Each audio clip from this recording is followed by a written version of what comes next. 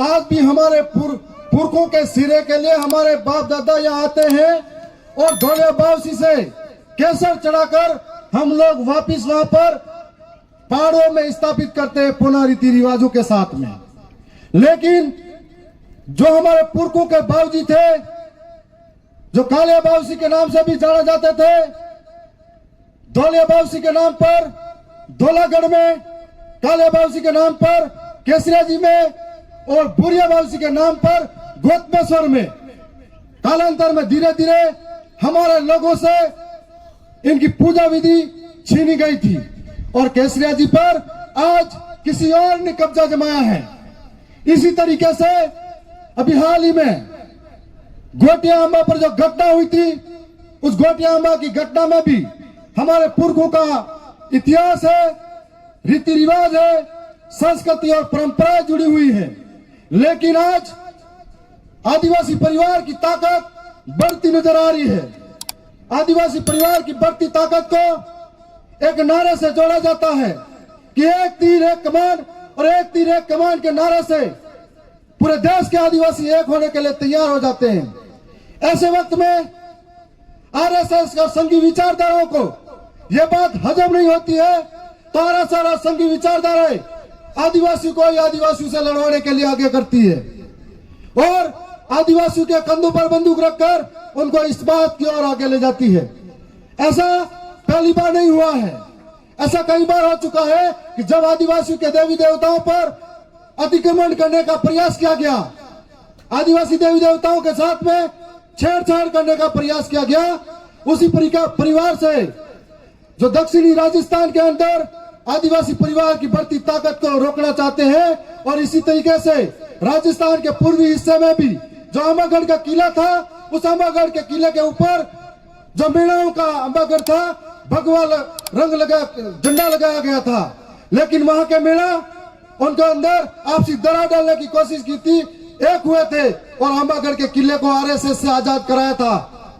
इस प्रकार से आज जो 9वीं कक्षा की एनसीईआरटी की किताब है, उस किताब के अंदर हमारा पुरखों का इतिहास है, मानगढ़ की वो पहाड़ी शौर्य पराक्रम बलिदान और त्याग और भक्ति की पहाड़ी है, जिस पर हमारे पुरखों ने 17 नवंबर 1913 के दिन पूरे मानगढ़ पर ब्रिटिश हुकूमत कहती है, ब्रिटिश हुकूमत का रिकॉर्ड कहता है कि 1 लाख से ज्यादा आदिवासी उस समय उस पहाड़ी पर इकट्ठे हुए थे। और उस समय ब्रिटिश हुकूमत के कागजात कहते हैं कि 1500 से ज्यादा आदिवासी शहीद हुए थे। और जब 1500 से ज्यादा आदिवासी शहीद हुए थे तो वो लोग सिर्फ संप सभा की मांग नहीं कर रहे थे, वो लोग सेपरेट बिल प्रदेश की मांग कर रहे थे, सेपरेट बिल टेरिटरी की मांग कर रहे थे। और इस बात को लेकर ब्रिटिश हुकूमत को ये बात जमी नहीं, तब वो लोगों ने हमारे लोगों को भी आगे किया और इस बात को, इस आंदोलन को कुचलने के लिए जब 17 नवंबर 1913 को हमारे लोगों के साथ में गोलीकांड हुआ था। लेकिन हम उस पराक्रम और शौर्य को भूलना नहीं चाहते। उस पराक्रम और शौर्य के बाद में आज कुछ लोग जिनको मानगढ़ के जो शहादत हुआ उस टाइम पैदा नहीं हुए थे, वो कह रहे हैं कि इनका इतिहास मिटा देंगे। मैं इस ओछी मानसिकता पर आरएसएस के कठपुतली मन्नालाल रावत सांसद को कहना चाहता हूं, जब जब बिरसा मुंडा, टंटे मामा जैसे लोगों का इतिहास जिंदा है, जब जब हमारे और आपके जैसे नौजवान तैयार हैं, तब तक हर घर घर से एक बिरसा तैयार खड़ा है, हर घर घर से एक कालीबाई तैयार करी है। आप हमारे विचारों को कभी नहीं मार सकते। और मैं आप सबको कहना चाहता हूं, ऐसे मन्नालाल 1000 पैदा होंगे समाज में, क्योंकि बिरसा मुंडा को जब अंग्रेजों ने मारा था, धीमे जहर दिया था, तब भी पकड़ाने वाले उन्हीं समाज के लोग थे। जब टंटे मामा को पकड़ा गया था, तब भी उसी समाज के लोग थे। तब हम ये सोच सकते हैं कैसे मन्नालाल रावत जैसे 1000 मन्नालाल रावत तैयार हो जाए, लेकिन आदिवासियों के बढ़ते आंदोलन को, आदिवासियों की बढ़ती क्रांति को तुम हरगिज नहीं रोक सकते। और हम लोग बिल प्रदेश की मांग को विधानसभा के अंदर टेबल ठोक कर कह सकते हैं, यहाँ पर छाती ठोक कर कहेंगे कि बिल प्रदेश जब तक नहीं बढ़ेगा, हमारा एक लहू लहू का कतरा भी उसके लिए काम करेगा। साथियों, आज जिस तरीके से हमारे हक को मारा जा रहा है, यह बहुत बड़ी सोचने का बात है।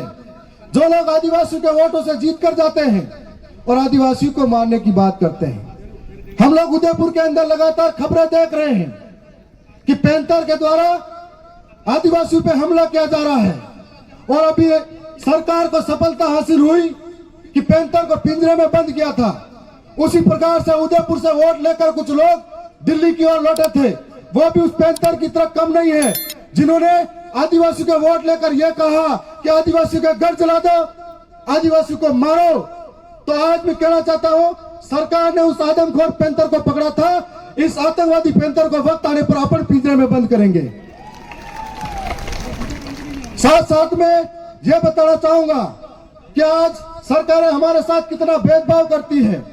आए दिन ऐसे कानून जो हमारे हक के खिलाफ है, यह जो सुप्रीम कोर्ट है, यह जो न्यायालय है, यह आदिवासियों के कब से हितैषी बन गए, ये बात मुझे समझ में नहीं आई। और आज जिस तरीके से एसटी भाई, एससी भाई, ओबीसी और माइनॉरिटी के लोग एक होने लगे, तब इन सरकारों को चिंता सताने लगी कि आज हमारा जो जनाधार है इसको कैसे घटाया जाए। तब न्यायालयों से एसटी एससी को अलग करने के बयान, अलग करने के फैसले सामने आते हैं। हम लोग ये कहना चाहते हैं कि आदिवासियों का आरक्षण कैसा होगा, आदिवासियों का आरक्षण कब तक होगा, यह फैसला आदिवासी करेगा, आपकी न्यायालय नहीं करेगी। साथ साथ मैं बताना चाहूंगा कि जिस तरीके से 2013 के अंदर आरक्षण को बेचा गया था और 2016 के अंदर फिर से एक अधिसूचना आई थी, उस अधिसूचना की वजह से हमारे लाखों हजारों बेरोजगार आज पलायन कर रहे हैं अहमदाबाद, गुजरात, मुंबई। उनकी वजह से अभी जो हाल ही में 2016 के बाद में जितनी भी भर्तियां आई, उस भर्ती के अंदर आदिवासियों के साथ में कुटाराघात हुआ, धोखा हुआ। अभी जो आरएस भर्ती आई उसके अंदर एक भी एसटी का पद नहीं है। इसका मतलब हमारे साथ फिर से धोखा हुआ। बैकलॉग भर्ती के नाम पर हमारे साथ काकरी डोंगरी जैसा आंदोलन खड़ा हुआ और काकरी डोंगरी आंदोलन को इन लोगों ने धोखे से कुचला था। इस आंदोलन से हमारे 2 भाई शहीद हो गए थे और आज भी सरकारें आदिवासियों के ऊपर लगातार मुकदमे लगाए जा रही है। आज भी नौजवानों के, बेरोजगारों के जिंदगी से खेल रही है। हम लोगों ने ये जो घोंगी आंधी बेरी सरकारें हैं, इन सरकारों को शायद बेरोजगारों की पीड़ा नजर नहीं आती है। अभी हाल ही में एक दर्दनाक घटना सामने आई थी कि यहाँ पर परीक्षा देने गए थे नौजवान, जो अपने भविष्य के लिए गए थे, जिंदगी मांगने के लिए गए थे और जिंदगी से हाथ धो बैठे हैं, भविष्य से हाथ धो बैठते हैं। इसका जिम्मेदार कौन है? इसका जिम्मेदार यह भजनलाल सरकार है और भजनलाल सरकार की जिम्मेदारी की वजह से हमारे यहाँ पर नौजवानों ने हक खोया है। और आज मैं उसी सरकार से मांग करता हूं, इस मन से बड़ी पीड़ा के साथ में, कि उन नौजवान बेरोजगारों के जो अपनी पीड़ा के साथ में इस दुनिया में नहीं रहे, उनको आर्थिक मुआवजा मिलना चाहिए। और मैं सरकार के समक्ष भी यह मांग करूंगा। साथ साथ में मैं आप सबके बीच में खड़ा हूं, तो अगली बार विधानसभा के अंदर जब मौका मिलेगा तो बेरोजगारों का सेंटर इधर से उधर हो, इतना तड़पाने की नौबत आती है, मैं वहां सरकार के बीच में खड़ा होकर लड़ूंगा। अगर मुझे मौका मिला, साथ साथ में मेरे 2 भाई और भी हैं, हम लोग भी लड़ेंगे। हम लोगों का बढ़ता वैचारिक आंदोलन, बढ़ती हुई ताकत पूरे देश के आदिवासी समझने लगा है कि किस तरीके से आदिवासियों के साथ में धोखा हुआ, कुटाराघात हुआ, इतिहास को छेड़छाड़ किया जा रहा है, तब पूरे देश का आदिवासी एक होता जा रहा है। और हम लोगों को समझना पड़ेगा कि किस तरीके से हमको अधिकार मिले हैं। आजादी के 75 वर्ष बाद भी जब 5वीं अनुसूची का प्रावधान संविधान में दिया हुआ है, लेकिन संविधान की किताब में कैद पड़ा हुआ है। हमारे वोटों से जीतने वाला नेता आज तक इस 5वीं अनुसूची का जिक्र नहीं करता है और हम लोगों ने इस बात का जिक्र किया। आज जहां जहां आदिवासी रहता है, सबने अपनी बात बारी बारी से करी है, लेकिन हर आदिवासी जंगल से विस्थापित हो रहा है, अधिकारों से विस्थापित हो रहा है, उसके हक को मारा जा रहा है। चाहे मणिपुर का आदिवासी हो, चाहे छत्तीसगढ़ का आदिवासी हो, चाहे झारखंड का आदिवासी हो, चाहे राजस्थान का आदिवासी हो, चाहे खेरवाड़ा का आदिवासी हो, खनन के नाम पर यहाँ पर भी विस्थापित होते जा रहे हैं। अभी भाई बता रहे थे कि जमीन हमारी है, खनन हमसे करते हैं, लेकिन नौकरियों में किसी और को लगाते हैं, हम लोगों से सिर्फ मजदूरी करवाते हैं। तो आज इस बात की जरूरत है कि हमको एक होकर लड़ना पड़ेगा, अधिकारों के प्रति जागरूक होना पड़ेगा। जो मंत्री यहाँ पर ओछी राजनीति करते हैं, जाडोल, पलासिया और कोटड़ा से खबरें आती है अखबारों में कि अपनी पेट की भूख मिटाने के लिए अपने कलेजे के टुकड़े को 3-3 महीने के औलाद को बेचा जाता है दिल्ली जैसे शहरों में। तब ऐसे मंत्री को शर्म आनी चाहिए कि वहां पर ऐसी क्या हालात है, 5-5 बार विधायक कहने के बाद भी अपनी हालात सुधार नहीं पाए। जब उनकी विधानसभा के अंदर प्रचार करने गया था, आंखों में आंसू टपक रहे थे कि शिक्षा की व्यवस्था जर्जर हो चुकी है, पानी के लिए लोग तरस रहे हैं, मूलभूत सुविधाओं का अभाव है और आप धर्म और धर्म की राजनीति में पड़े हुए हो। यह बात होनी चाहिए थी कि आदिवासी के उत्थान के लिए क्या करें, आदिवासी को पलायन को रोकने के लिए क्या करना चाहिए, आदिवासी को शिक्षा के लिए क्या करना चाहिए, इस मुद्दों पे बात होनी चाहिए थी। लेकिन आज मैं कहना चाहूंगा, हम 3 भाई जो विधानसभा में गए और हमारे बड़े भाई लोकसभा में गए, जब जब मौका मिला सदन के अंदर अपनी बात रखने का, राजस्थान की सबसे बड़ी महापंचायत में अपनी बात रखने का, हमने यहाँ के लोगों के लिए शिक्षा की बात करी, रोजगार की बात करी, किसानों के हक की बात करी, जल जंगल जमीन बचाने की बात करी, 5वीं अनुसूची की बात करी। लेकिन यहाँ के विधायक और सांसद जब गए तो जिन वोटों से जीत के गए उन्हीं लोगों को बाहर निकालने की बात करी। ये उस विचारधारा में और ये इस विचारधारा में फर्क है।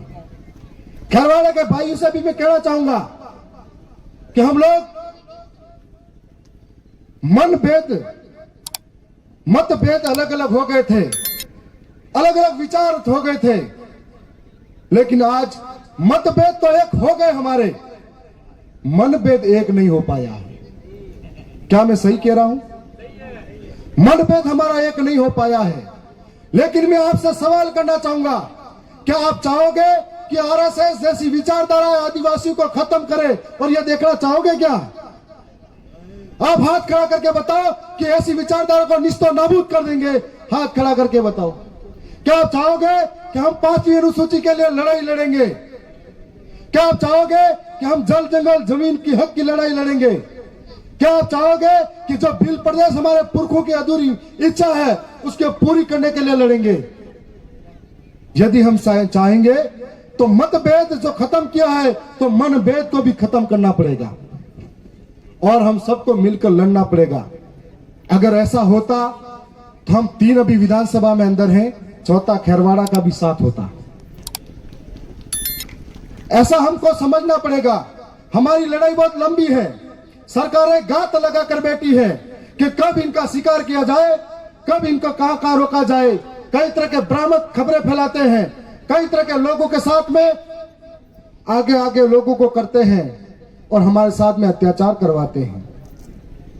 तो आप सबके बीच में ये कहना चाहेंगे कि हमारी लड़ाई बड़ी लंबी है और इस लंबी लड़ाई में आपका विश्वास, साथ, सहयोग हमेशा बना रहे और हम सब अगर साथ चल पड़ेंगे तो आने वाले समय में तमाम हक अधिकार की बात जो कर रहे हैं वो हम मिलकर लेके मिलेंगे।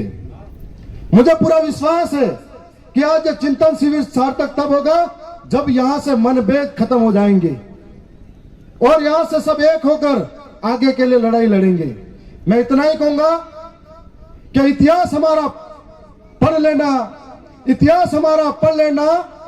हमने रक्त से शब्द सजाए हैं, सर कटे थे, दर लड़े थे, तब हम भील कहलाए हैं।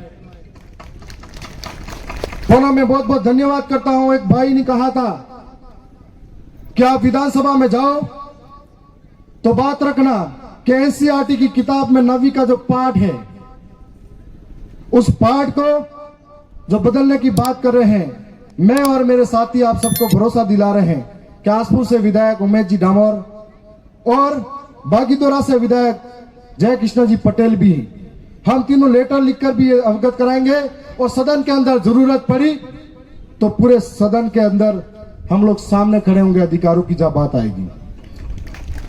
जब जब भी मौका मिला था विधानसभा के अंदर, हम तीनों भाइयों ने सरकार को पहली बार एहसास कराया कि आदिवासी विधायक ऐसे होते हैं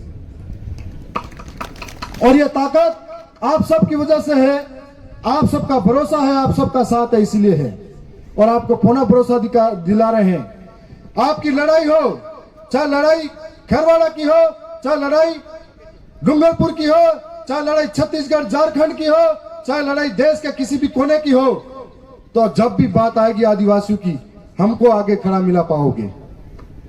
क्योंकि जब जब आदिवासियों के साथ में अत्याचार होता है तो हमको ऐसा लगता है जैसे कि हमारे ही हिस्से की कोई, हमारे शरीर के किसी हिस्से पर चोट लगी हो और ये पीड़ा हम झेल नहीं पाते हैं। तो आज उन तमाम बातों के लिए मैं शुक्रिया धन्यवाद करता हूं। जितनी बातें आपने समझी है, चाहे वो शिक्षा के लिए समझी है, रोजगार के लिए समझी है, इन बातों को जहन में लेकर आप घर जाए। कई साथियों ने कहा था कि माता बहनों का जो शरीर में हेमोग्लोबिन की मात्रा कम होती जा रही है। हमारे समय में नहीं, हमारे बाप दादा के समय में खेत पर एक ही खेत में सिर्फ वाड़ी होती थी, उस वाड़ी से फसलें की जाती थी और सिर्फ नमक लेने बाजार में जाया करते थे। और आज उस अपन सारा खेत अपना होते हुए भी बाजार का खा रहे हैं, इसलिए हमारी हेमोग्लोबिन की मात्रा कम हो रही है। दूसरा कारण हम कह सकते हैं, हम कितने सारे व्रत उपवास में जी रहे हैं। तो मेरे जिंदगी में कभी व्रत नहीं किया, इसलिए ऐसा हूं। तो इसलिए मैं पुनः बहुत बहुत धन्यवाद करता हूं उन तमाम प्रशासन की टीम, मीडिया और तमाम साथियों का जिन्होंने इतना शानदार कार्यक्रम आयोजित किया। धन्यवाद। जोहार।